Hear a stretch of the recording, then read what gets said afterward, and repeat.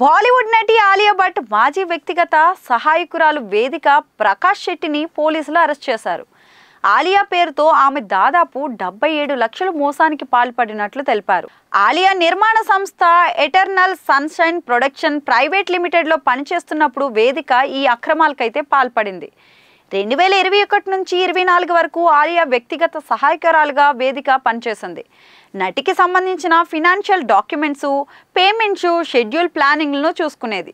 ఉద్యోగంలో చేరిన ఏడాది తర్వాత నుంచే నకిలీ బిల్లులు సృష్టించి ఆలియా సంతకాన్ని మార్ఫింగ్ చేసి ఈ మోసానికి పాల్పడినట్లు పోలీసుల దర్యాప్తులో అయితే తేలింది. నటి తల్లి, నటి దర్శకురాలు సోనీ రజ్దాన్ ఫిర్యాదు చేయడంతో చీటింగ్ కేసు కింద వేదికనైతే అరెస్ట్ చేశారు.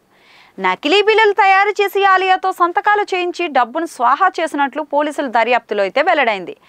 ఆలియా సంతకం చేసిన తర్వాత వేదిక ఈ మొత్తాన్ని తన స్నేహితుల అకౌంట్కి పంపి తర్వాతే వినియోగించుకునేదని పోలీసులు అయితే తెలిపారు. తనపై కేసు నమోదైన తర్వాత వేదిక అయితే పరారైంది.